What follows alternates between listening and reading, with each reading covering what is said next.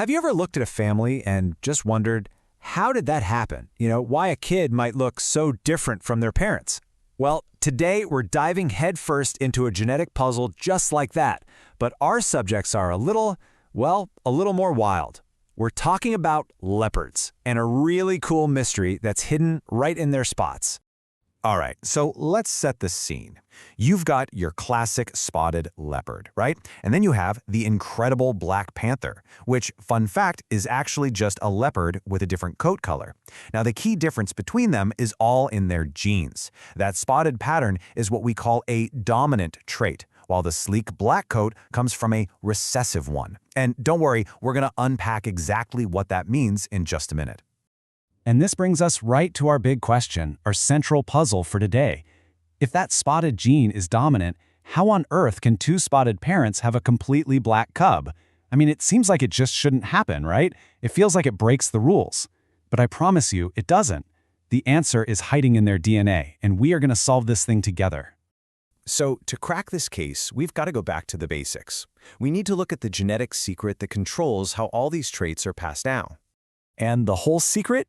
It lies in a concept called monohybrid inheritance. Now, I know that sounds super complicated, but all it really means is that we're focusing on just one single trait, in our case, coat color, that's controlled by one single gene. That's it. That's our first big clue.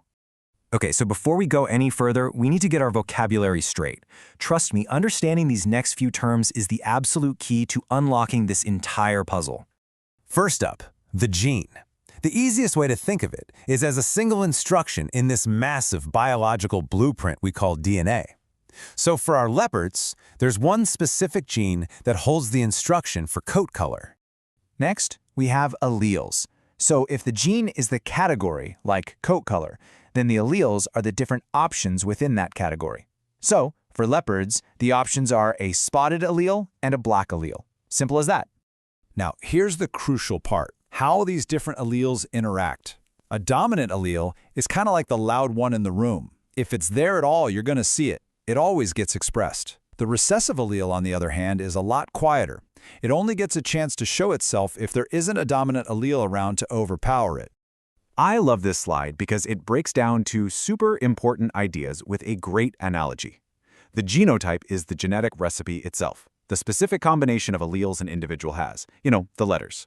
The phenotype is the finished cake. It's the physical trait you can actually see, like a spotted coat or a black coat. And when we're talking about that genotype recipe, if an individual has two of the exact same alleles, we call them homozygous. But if they have two different alleles, one of each kind, we call them heterozygous. Hang on to that word, heterozygous. It's going to be really, really important. So, where do we get these alleles? Well, you get two for every single gene, one from each parent.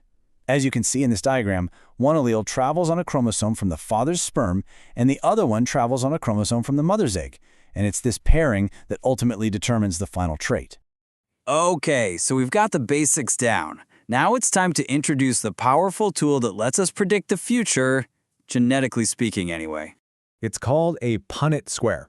And yeah, at first glance, it looks like just a simple box. But this little grid is an incredibly powerful tool for mapping out all the possible genetic combinations for an offspring. It basically lets us predict the odds. And building one is a really simple four-step process. First, you've got to know the genotypes of the parents. Second, you assign letters. We'll use a capital D for the dominant spotted allele and a lowercase d for the recessive black one. Third, you split the parents' alleles and put them along the top and side of the square. And finally, you just fill in the boxes to see every single possible outcome.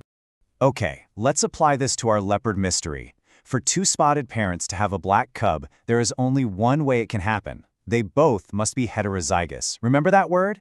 It means their genotype is a mix, big D, little d. So they look spotted because of that dominant D, but they are both secretly carrying that recessive D allele for a black coat.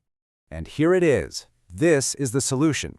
When you map out all the possibilities in the Punnett square, you can see it clear as day. 3 of the 4 boxes result in a spotted cub, giving us a 3-to-1 ratio. But there's a 1 in 4 chance, a 25% probability, that a cub will get a little d from its mom and a little d from its dad. And when that happens, with no dominant allele to block it, that recessive black coat trait is finally expressed. Mystery solved. Now, this whole leopard puzzle isn't just some fun thought experiment. The exact same rules of dominant and recessive inheritance are playing out inside every single one of us, right now. In human genetics, we use things called pedigree charts, which are basically just very detailed family trees for our genes. By tracing a trait, like hair color or, much more importantly, genetic disorders, through generations, scientists can track how these genes are inherited, and they can see those dominant and recessive patterns playing out in our own families. But hey, just when you think you've got the rules all figured out, genetics loves to throw a curveball. That simple dominant-recessive relationship, it's not the only way things can work. Sometimes the alleles decide to share the spotlight, instead of one just overpowering the other. This is a situation we call co-dominance. It's when neither allele is really dominant over the other. Instead, they're both expressed equally, at the same time, creating a totally unique phenotype. A perfect example of this in humans is our ABO blood group system. Just look at this chart. The alleles for type A blood and type B blood are co-dominant. So if you inherit one of each, neither one wins. Instead, you get type AB blood, where both traits are fully expressed. And this Punnett square shows you exactly how that can play out. Let's say one parent has type A blood and the other has type B, but they both also carry that quiet, recessive O allele. Well, look at the variety in their potential kids. Their children could have any of the 4 main blood types. It's just a fantastic example of how slightly different genetic rules can create even more amazing diversity. So, from the spots on a leopard to the very blood running through our veins, these fundamental rules of inheritance are constantly at work all around us. We've really only just scratched the surface today, but now you have the basic tools to see the world a little bit more like a geneticist. So my question to you is, the next time you look at a family or your pet, or even just flowers in a garden, what hidden genetic puzzles will you be able to spot?